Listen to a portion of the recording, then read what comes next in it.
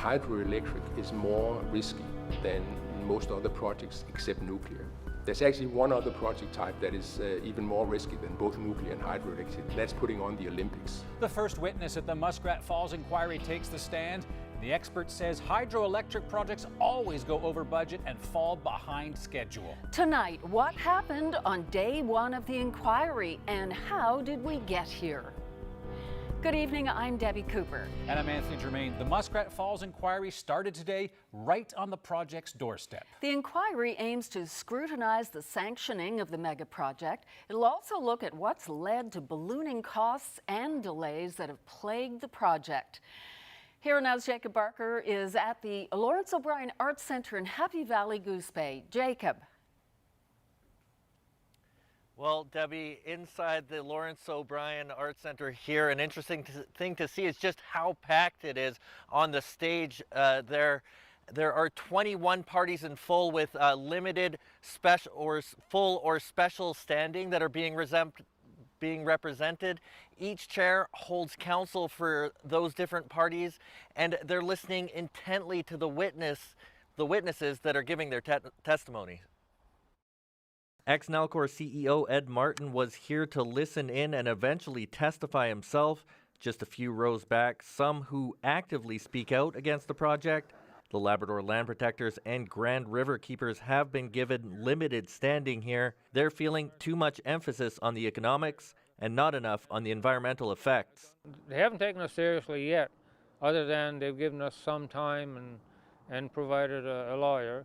However, it pales in comparison to some of the other events and items that they plan to bring to the fore here. And to kick off the hearing, we heard from an international expert on mega projects. He studied nearly 300 hydro dams and specifically compared them to other energy project and transportation projects around the world. He pointed out cost and schedule overruns, particularly for hydro projects, are prevalent. What is the context of Muskrat Falls? So this is the context. The context is that building a hydroelectric dam is very risky. Only thing more risky is if you choose to build a nuclear power plant, basically. On average, projects end up 90% more expensive and arrived 80% later than expected. He said the problem isn't overruns, but underestimations. Not a hard comparison to make to Muskrat Falls, whose budget has ballooned from $6 billion to over $12 billion today. He says biases come into play at the start of projects, driven by the people that promote them early on. In the vast majority of projects, we'll find that they're somewhere here in the middle. They have both optimism bias and political bias, and these are the two things that account for the cost overruns and the schedule overruns. That's how we explain it. Those are the two root causes. Ed Martin says they did many of the things Flyvberg was recommending early on. You know, you have to recognize that potential, but we put processes in place, governance processes in place as well, to the best of our ability to ensure that we were not going down that path, and we were presenting data that was solid, backed up, and looked at by third parties. And well, tomorrow we'll move from the macro view, the wide view of the project, to the micro view. We'll hear from some representatives from each of the Indigenous people here in Labrador, as well as one out of Quebec. Reporting live for Here and Now in Happy Valley, Goose Bay, I'm Jacob Barker. Well, the long-awaited Muskrat Falls inquiry is finally on, and it's expected to be an exhaustive examination of just how we got into this mess. A $12.7 billion mega project, double its estimated cost. Some electricity history now. How did Newfoundland and Labrador get here? About 90% of it will go to Quebec, and about 10% of it will go to this province. That's the Upper Churchill. In 1969, Joey Smallwood oversees a deal that gives Hydro-Quebec the right to buy most of the power generated from the immense Churchill Falls project. The 65-year-old deal expires in 2041. Quebec makes $28 billion, this province, $2 billion. The belief at the time was electricity rates would fall. Instead, they rose. Newfoundland and Labrador loses every court action it launches to try to get Quebec to renegotiate the deal. Over the years, several premiers criticized Quebec to no avail. After Danny Williams comes to power, he puts energy, self-sufficiency, and finding a way around Quebec at the top of his political agenda. A change in the way we think about energy. Nalcor Energy is created. The shock for me as a provincial leader is the sense of greed and arrogance and entitlement displayed by Quebec after, quote, milking Newfoundland dry, in the words. In a major speech in Ottawa, Williams slams the deal with Quebec. 3 months later, the plan for the Muskrat Falls project on the Lower Churchill is born. Price tag, $6.2 billion. With the completion of the Lower Churchill deal, it is time for new leadership and new ideas. In a surprise move, Danny Williams resigns. Kathy Dunderdale takes over and brings the PCs to a majority government. Dunderdale uses an amendment to block the Public Utilities Board from scrutinizing Muskrat Falls and determining if it is the lowest cost project possible. Aboriginal leaders share their fears about what rising methyl mercury levels will do to their food system. Dunderdale gives Muskrat Falls the thumbs up and construction starts. Nalcor's CEO Ed Martin announces the project costs have risen to $7 billion, claiming that first power will flow as scheduled in 2017. A year later, Martin adds another 10% to Muskrat's costs. It's now at $7.65 billion. You know, no, it's not a crisis, and we're not in a crisis at the moment. After rolling power outages and blackouts, Kathy Dunderdale resigns as premier. Liberal Dwight Ball defeats the Tories in the next year, and 5 months later, Nalcor's CEO Ed Martin announces his departure, and Nalcor's board resigns en masse hours later. You know, everything is underway and happening and developing, so I'm feeling comfortable that this is the time. The change of government reveals Muskrat Falls costs are $4 billion higher. The total, $11.4 billion. In my opinion, the Muskrat Falls project was not the right choice for the power needs of this province. The original analysis did not reflect a complete picture of the costs, risks, and obligations faced upon Newfoundland and Labrador taxpayers and ratepayers. Nalcor's new chair, Stan Marshall, says the project never should have been started, but it's too late to scrap it. A year later, Marshall announces the cost is higher again, up another $1.3 billion to a total of $12.7 billion, more than double the original estimated cost. Marshall says the mega project is worse than that 1969 deal with Quebec. 3 months later, at a Liberal fundraiser, Premier Dwight Ball announces there will be an official inquiry, and widely respected Judge Richard LeBlanc is appointed commissioner of the Muskrat Falls Inquiry. Well, now, with this inquiry underway, many people may wonder, what does this all mean? Here now's Ryan Cook joins us live. Ryan, this project is closer now to the end than the beginning, which seems was a while ago. What are people saying about this inquiry's prospects? Well, it's an inquiry into a hydroelectric project, but the consensus is that it's all very political, so it really depends on who you're talking to. We'll start now with Danny Williams, the man who was premier when this whole project began. I really welcomed the inquiry with open arms. I said there was a need to get a forensic audit done to satisfy people as to their concerns about whether there's been any smoking guns or anything in the background with regard to expenditures that was improper. The Muskrat Falls project has ballooned in cost from $6 billion to $10 billion, and that's without the cost of borrowing included. That's something that will be hammered home in this inquiry and examined over and over. Just how did this happen? Ron Penny was a senior civil servant in the province before the inception of Muskrat, and later a vocal opponent of the idea. He has his theories on what will come out at this inquiry. We put a group of people to manage this project who had no experience in managing mega projects. I don't think they knew what they were doing. Today we heard about the ill effects of optimism and how it causes major cost overruns. But when it comes to this inquiry, optimism is hard to come by. We have a crisis, an economic, political crisis. We have a democratic deficit. We have all these challenges or problems. Whether this can fix it or not, I again, because of what's happened in the past and some of my cynicism in terms of what might be happening going forward, it's a potential opportunity. But given the larger context, I wouldn't hold my breath. Tomblin worries the inquiry will just be stone throwing, party politics, blaming and shaming. Rather than lessons learned, it will further pit people against each other. But for all the naysayers, Danny Williams has remained steadfast. From the boisterous sanctioning with one Nalcor CEO to name-calling and headbutting with another. The boondoggle buffoon, I couldn't call him anything different. If I even knew then what I know now, that would have gone to 6 to 10, I would still have approved that from my perspective.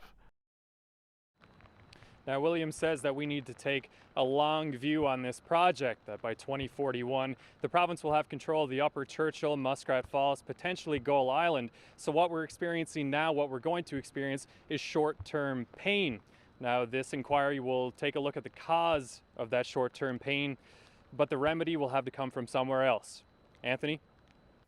Appreciate that, Ryan. That's Ryan Cook reporting live. Now, we're going to continue our in-depth Muskrat Falls inquiry coverage. In 25 minutes, we'll bring you Danny Williams and Ron Penny's interviews with Here and Now's Chris O'Neill-Yates. Go to our website, cbc.ca/NL. To other news now, 2 separate fires in Happy Valley Goose Bay this weekend damaged 2 buildings right around the corner from each other. The Cozy Corner restaurant is the latest building to burn. Flames were coming through the roof by the time firefighters arrived on Sunday. The restaurant held a special place in the town. It was one of the first restaurants built there. But it wasn't the only fire in Happy Valley Goose Bay this weekend. Fire caused significant damage to the North Mart grocery store early Saturday. Firefighters managed to contain the fire to half of the building, but they had to knock out the front of the store to gain access.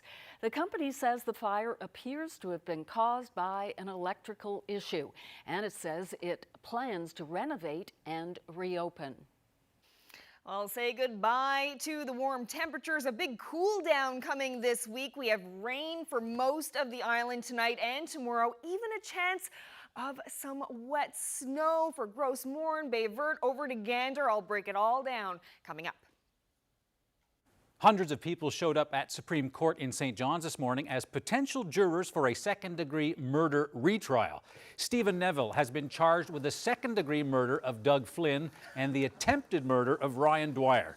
A court found Neville guilty of both charges back in 2013, but the Supreme Court of Canada overturned that conviction.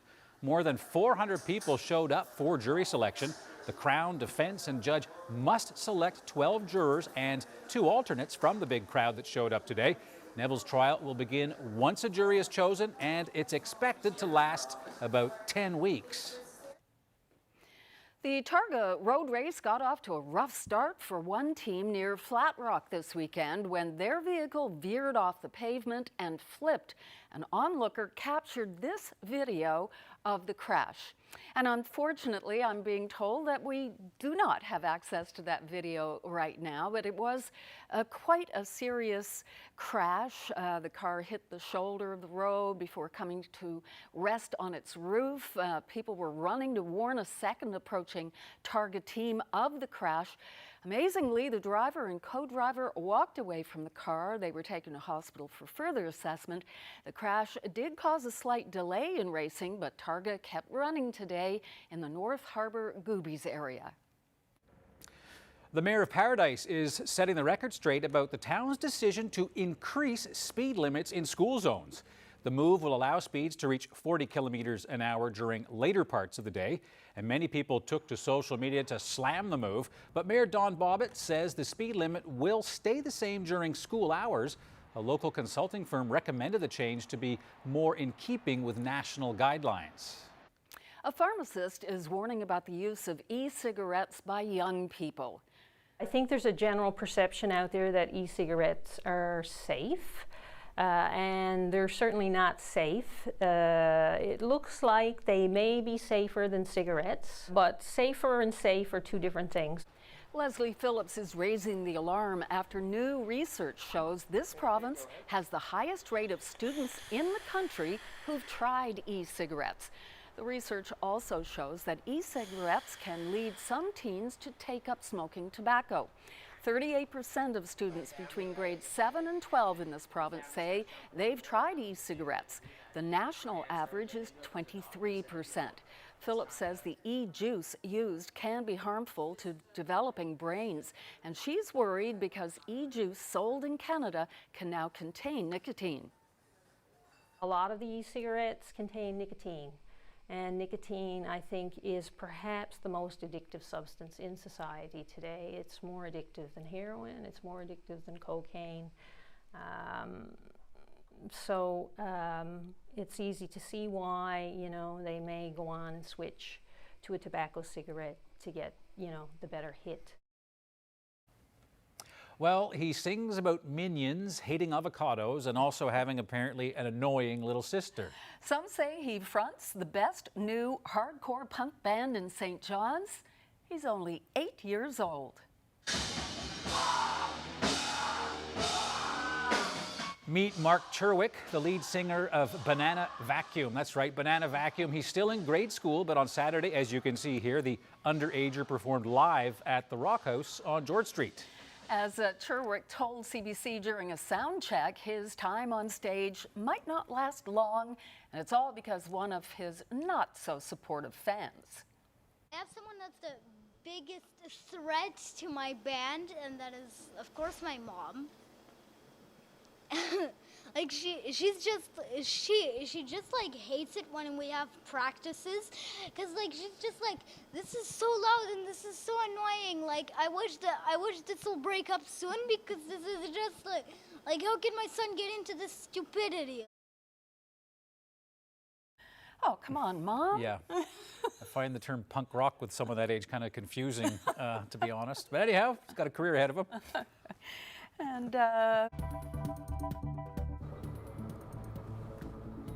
well, we wanted to share this dash cam video of a near miss in South Branch. Yo! That was what you call narrow, almost running head first into oncoming traffic. A massive transport truck. Here it goes. Oh, too close for comfort. It is not funny. I don't want to say anything about pickup truck drivers, but I'm tempted. That is crazy. And we wanted to try once again this Target video. We couldn't bring you earlier. It's a Facebook video catching a Target car hitting the shoulder of the road before coming to a rest. Comes right up. Its roof. Right up. Wow. It's a wonder that they got out as... And they walked away, went to hospital. Yep. Slowed some of the Targa racing for a while, and they had to warn other cars coming up behind. The crew checked out fine in hospital. See them coming out. Wow. Amazing.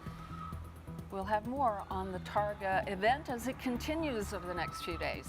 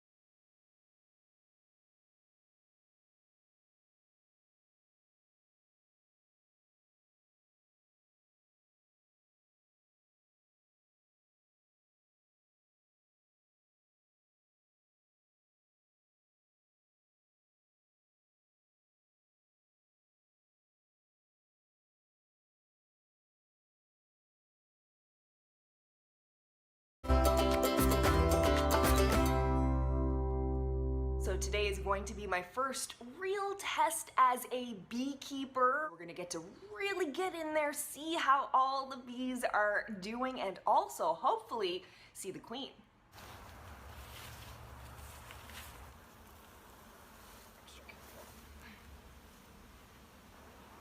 If you look at these cells that look like a cookie color, they're capped over. That's all baby bees that are about to emerge. Honey? Honey on the sides. Honey No, there? I don't see the queen. Yeah, it's all honey. Like finding a needle in a haystack. It is. There she is. Yeah. And she Awesome. doesn't have as many rings on her No, belly. no rings, just straight color. I'm gonna call the queen Adelaide.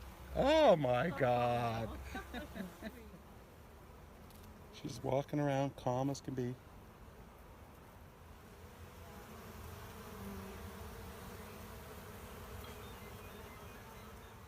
And there we go. Home sweet home. And what a sweet home. Did you notice the beehive? Carolyn painted it all. Well, I Googled how to paint flowers. Oh, it worked for you. I think it's okay. Yeah. It's pretty and lots of color. I'm sure the bees like color. So they're all in their new home, and they should overwinter well. Yeah, they're all going to stay inside there over the winter. And yeah, it was really exciting. It was so cool to see the queen. It was the first time I'd seen her, and I named her Adelaide after the company that Paul and Brenda Dinn own. Okay. They're the rescuers of the bees, and it also means nobility. So I thought it would be a tribute to them as well as, you know. And you spared no expense and got the Chanel pink beekeeper's outfit, I couldn't noticed. resist the pink beekeeper suit. I just couldn't. You're the only one in the province with one of those. Well, still on the nature theme. Yes, I wanted to start with this photo because I thought it was pretty funny, actually. This is a shot taken from Avondale, and Rosalie Fleming wrote us to say that this is what she sees every morning when the ducks come to her house to be fed. She's going to get you to build a barn and paint flowers all over it for her swarm of ducks.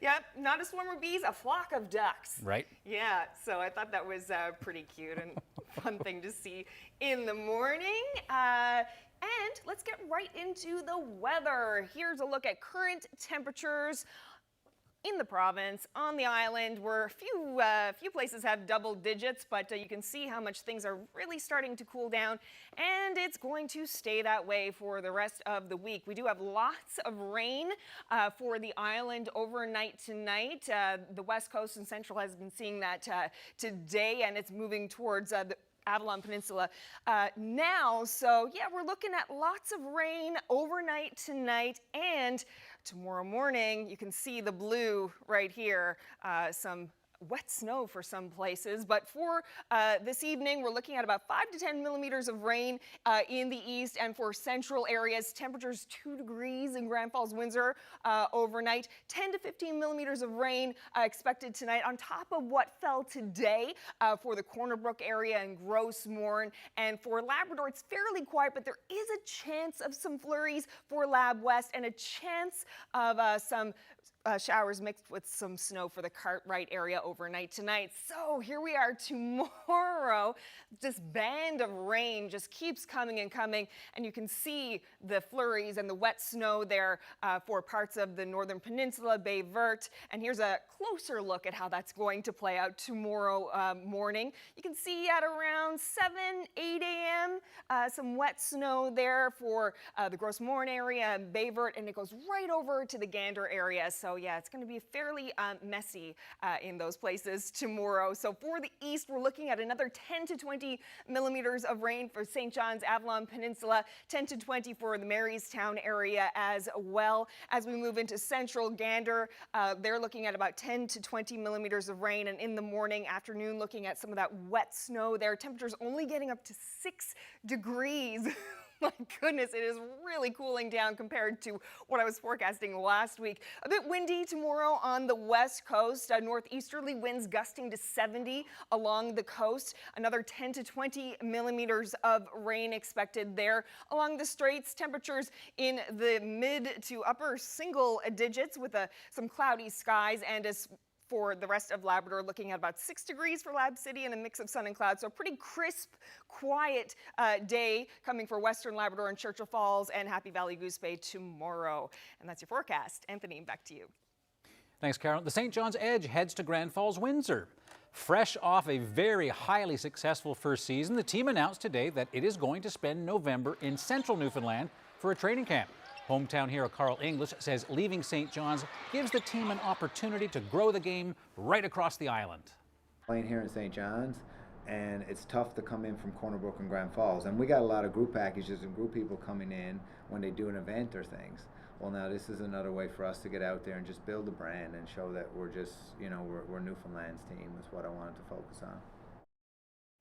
Parents of a missing 6-year-old girl are breathing easier tonight after their daughter was found safe this morning. The child was in the back of an SUV when it was stolen in North Battleford, Saskatchewan yesterday. She was reunited with her parents at the hospital. She has since been released from hospital. We are not privy to her current status, so to get that status, you have to either talk to the health region or to the family themselves. Right now, the investigation is still underway. It is still an active investigation, but we don't have any suspects at this time. The little girl is autistic and has epilepsy. She requires regular medication. She'd been left alone in a car that was still running outside a strip mall. It was stolen around 5 p.m. yesterday. Workers in a remote industrial area just 2 kilometers away spotted the car partially hidden in the bushes. The girl was found inside. RCMP say they have no suspects at this time. Use our non-renewable oil revenues to build a renewable, clean, green future. What Danny Williams did on this project is he bet the future of the province on this project, and it's a bet that's gone very, very wrong. Next, former Premier Danny Williams on Muskrat Falls and why those against the project say Canadian taxpayers need to be concerned.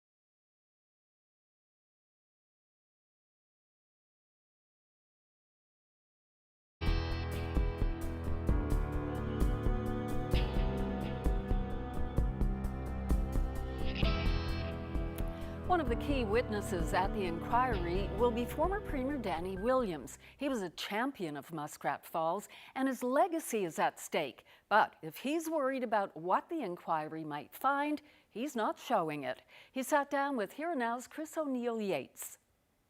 I really welcome the inquiry with open arms. I said there was a need to get a forensic audit done to satisfy people as to their concerns about whether there's been any smoking guns or anything in the background with regard to expenditures that was improper. The second thing is the inquiry. The inquiry hopefully will delve down and get people the answers they want. My only concern about the inquiry is the broad scope of it at the time. I mean, realistically, to do an inquiry of the magnitude of the terms of reference that they've got, you need 5 years to do it. This is going to happen in a 2-year period, so I don't envy the job of the commissioner in order to try and get this done, but I'm certain he and his staff are going to do a good job.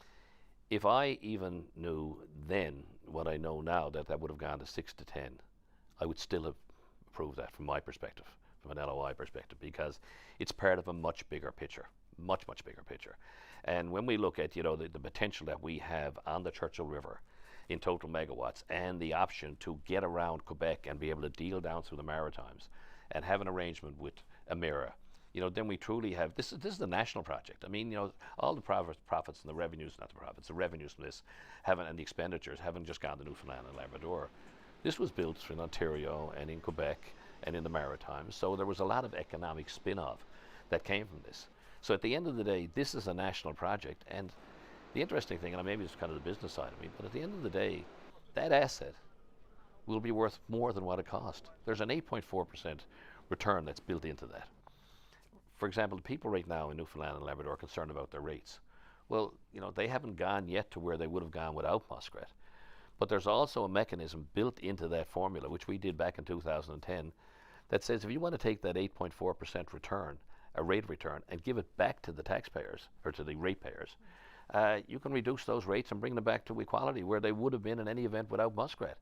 So there's a lot of misinformation and misinterpretation that's going on out there. But at the very end, this will be a good national project for Canada. It'll be a great project for Newfoundland and Labrador and Atlantic Canada, and it will also enable us to finally repatriate and tie the Upper Churchill together and prevent Quebec from having that stranglehold on this very, very valuable asset. Right now, though, it's kind of got a stranglehold on the finances of the province. And it's the generation of today and probably tomorrow that are looking at what we have. Well, we have higher deficits and higher debt, overall debt, than we did even when you were Premier. I mean, we went down and now we've gone back up again.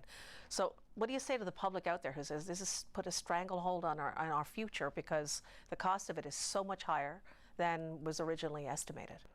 Well, what I say to the public, first thing is people say, well, Williams can sit there and he can afford to pay his power bill, whatever it is. Well, I get that. I understand people being concerned about their power bills.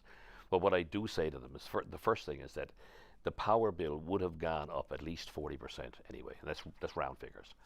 The other 60% can be negated by Nalcor, which is the parent company, basically paying back these oil revenues into the rate base and negating the rates. So, this was, I go back to saying, this was basically use our non-renewable oil revenues to build a renewable, clean, green future. And Nalcor was intended to encompass all of that. No different than Statoil or Hydro-Quebec. What those companies have done for their countries and their jurisdictions has been huge. Well, now, one of the outspoken critics of Muskrat Falls is Ron Penny. He's a lawyer, former public servant, and among the founding members of the Muskrat Falls Concerned Citizens Coalition. He also sat down with Here Now's Chris O'Neill-Yates to talk about why Canadians need to be paying attention. What's the stake of the taxpayer sitting in Saskatchewan who doesn't even know what Muskrat Falls is in this project? Well, the federal government has given a loan guarantee for the debt for the Muskrat Falls project, which is close to $8 billion.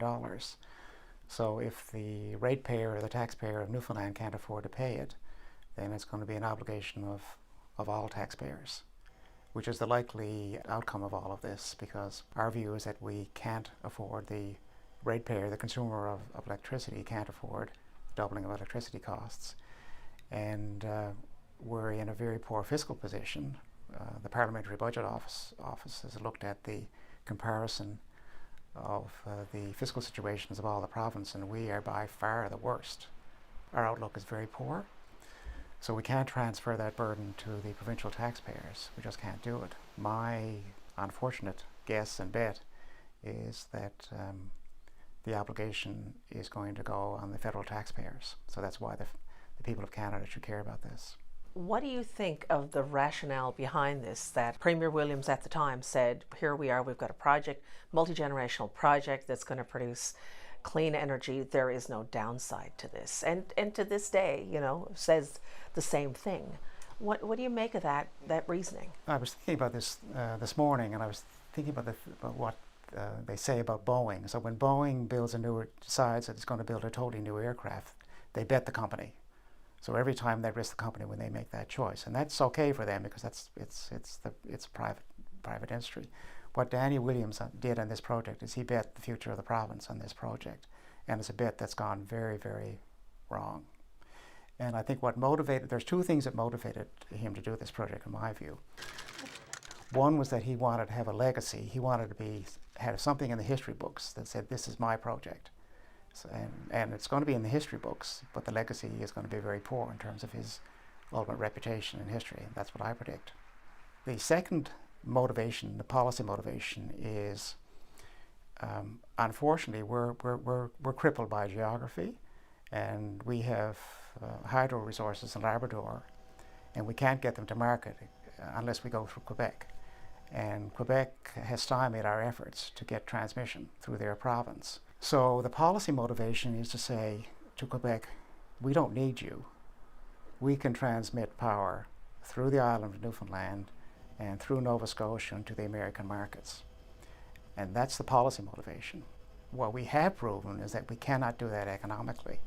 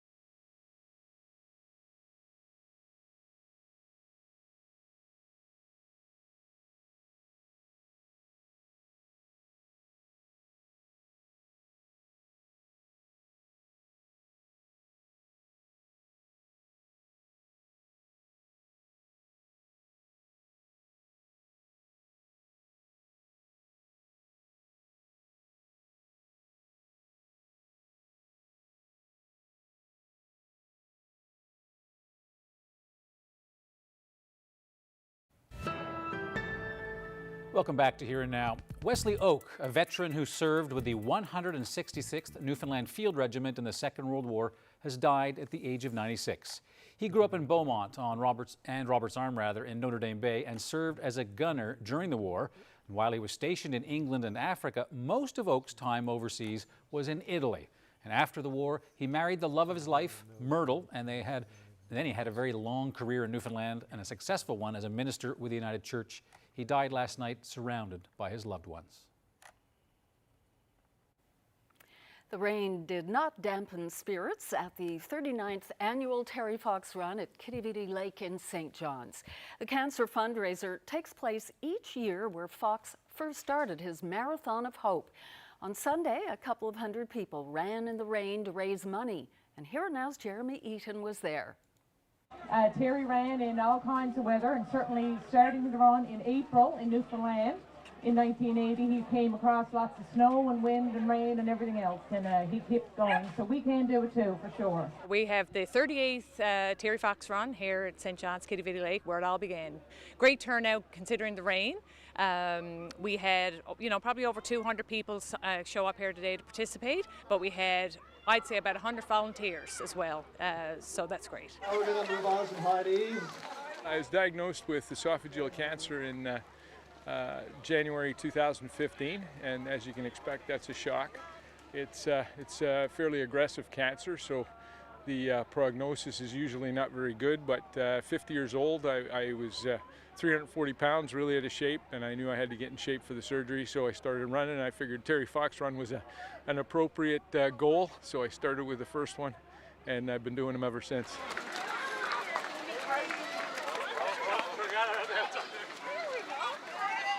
Once I did the Terry Fox and I was able to do 5K, I aimed for the Telly 10, so I did that the following year, and then I did it again this year.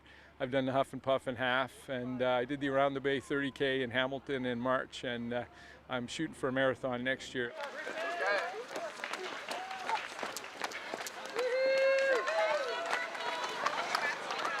There's not many people that haven't been touched by cancer, and other family members have had it. My dad died of it, and then getting it yourself puts it in perspective, and watching what my family went through, watching me go through it. So it's important work, and Terry Fox was a leader.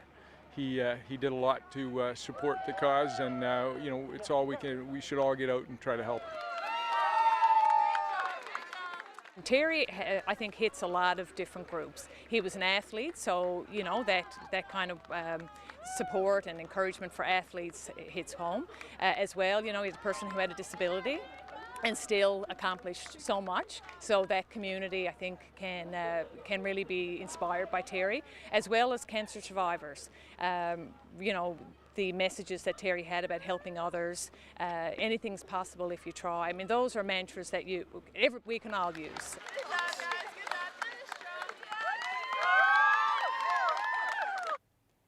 Anything possible if you try. That was not the only walk around Kitivity Lake on Sunday.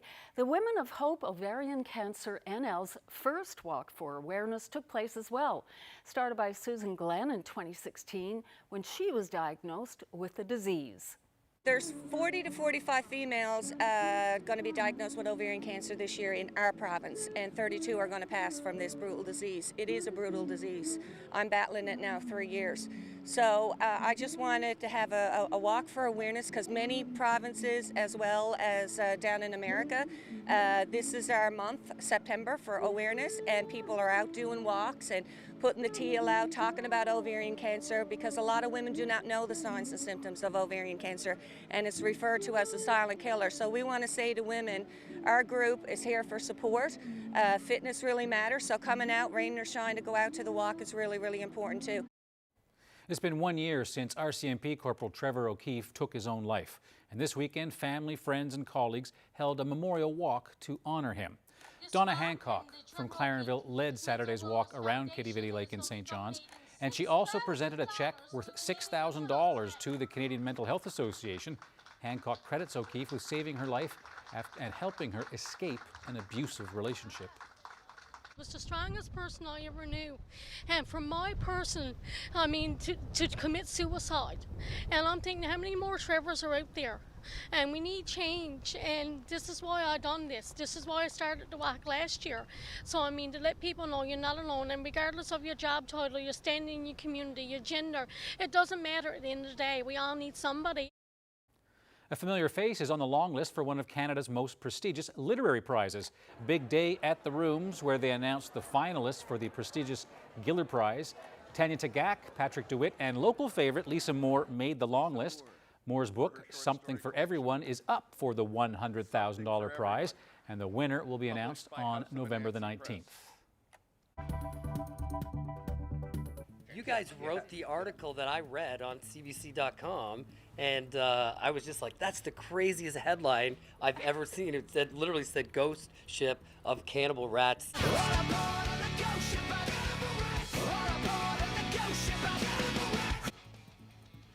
Well, Billy, talents in town. How the Toronto band found inspiration from the tale of the Lyubov Orlova.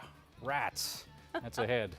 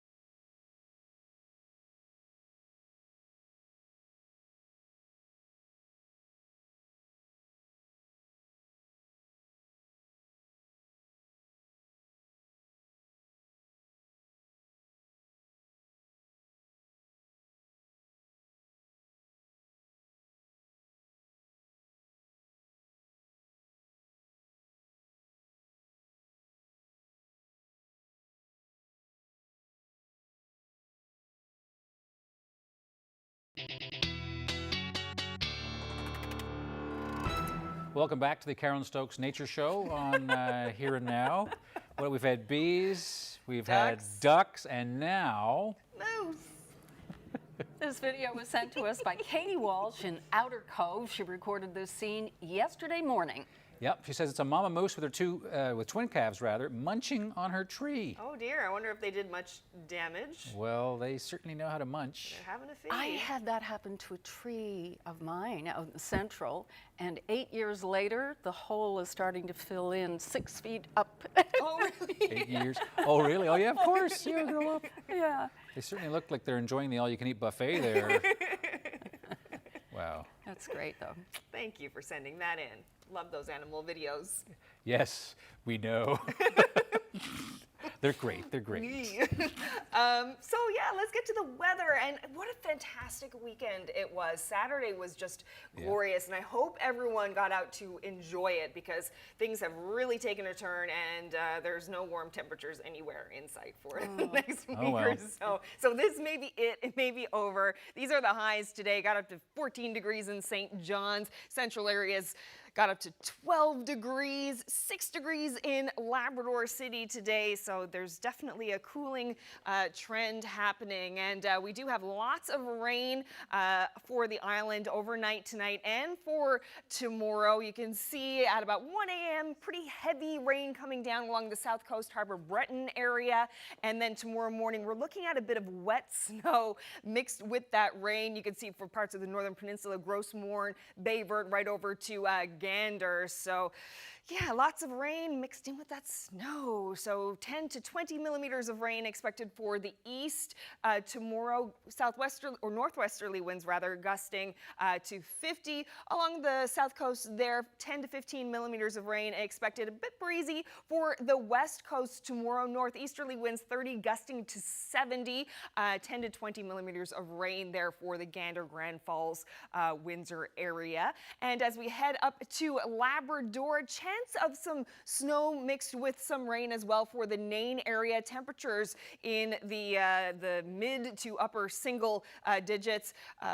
Sun and cloud for Happy Valley Goose Bay there tomorrow. So as we head into Wednesday, lots of cloud cover, little showers you can see there. So it's a chance of showers for pretty much the whole island. Temperatures barely cracking the double digits in the east and 9 degrees in central, 8 in the west, and similar situation for Labrador. Chance of showers for eastern Labrador and a chance of some flurries, very small chance for western Labrador, and 5 degrees as the high there on Wednesday. Now as we head into Thursday, not much better. It's cloudy in the east with 10 degrees as the high, and the whole island are in that vicinity temperature wise, and chance of showers for most of Labrador with temperatures staying pretty cool there as well. So then on Saturday, we do have this system coming up through, so we're expecting a lot of rain, potentially some snow as we get into later in the week. Here's the 5-day outlook. You can see how the temperatures are doing this week. Very, very cool, barely in the double digits. Some rain there on Saturday. Friday, mix of sun and cloud in the east with 11 degrees as the high. For central areas, similar setup there with some rain on Saturday as well for western Newfoundland. Right now, looking at Friday being a decent day, 13 degrees as the high with some rain moving in on Saturday. Eastern Labrador, similar story there as well, 9 degrees on Saturday with a chance of showers and lots of showers and potential for wet snow for western Labrador over the next 5 days. That's your forecast. Debbie, back to you. Thanks, Carolyn. Billy Talent is in town for the Iceberg Alley Festival. The Toronto band is set to hit the stage tonight in Kitty Bitty and perform to a sold-out audience. The St. John's Morning Show's Chrissy Holmes caught up with the boys of Billy Talent earlier today to talk touring overseas, East Coast attitude, and being inspired by the lore of the Lubov Orlova. I hear you guys really wanted to come back to Newfoundland, and I think our local fans would love to know why. Because it's I was having this conversation the other night with some friends, having many drinks, and I was telling them people in Canada need more East Coast Canada in their lives. And I think it's imperative that people from the other parts of Canada come here, because everyone always thinks to go west and go to Vancouver and Canada, which are beautiful. But the East Coast of Canada, I think, is the most beautiful in all of Canada and the nicest people in all of Canada. Which sounds so sweet to the ears of Newfoundlanders, because you guys are Torontonians, right? Yeah, some of the most friendliest people I've ever met are from here. It's unbelievable, and everyone's so hospitable, and it's so fun being here all the time. Yeah, and the last time we were back here was about 8 years ago for the Junos, and it's just been way too long, so it's good to be back.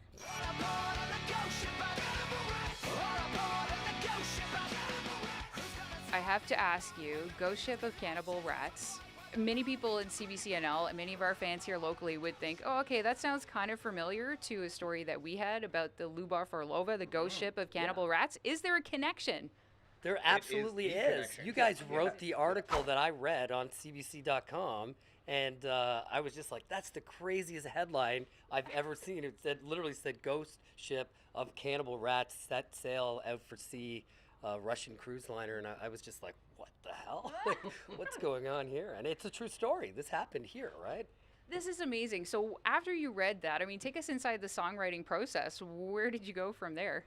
Well, it was I was just thinking about it, and I thought it was just a cool metaphor for how, we're with climate change and global warming, we're going to end up like those rats on the ship. Like, they have nowhere to go, and they're literally eating each other on a ship. But when you have no land and because of water levels rising, where do you go, right? And it was we thought it was a cool metaphor for climate change. Yeah. What is it like to play for a Canadian audience versus, say, a German audience? Because I'm guessing you guys have a lot of German fans, right? Based on your tour dates. Yeah, we do okay.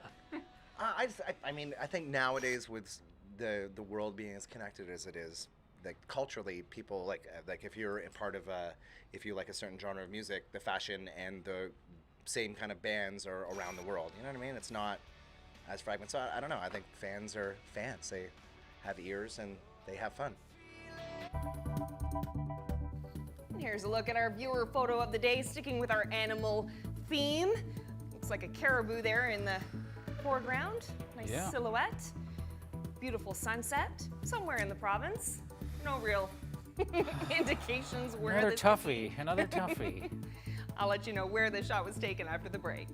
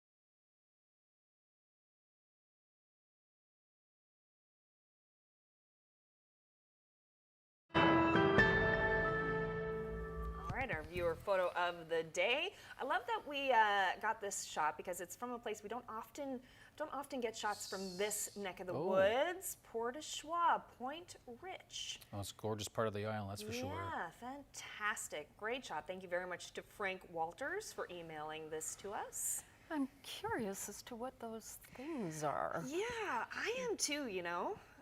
Maybe Frank Frank can get back to us and let us know. Is this sort of monument or is this art? It's beautiful. Let us know. It does look like a sculpture. Beautiful to match the sunset. Enlighten us, Frank. And if you have a shot, please send it along to nlphotos@cbc.ca. That's our program for this evening. Thanks very much for being with us. Have a great night. See you tomorrow. Good night.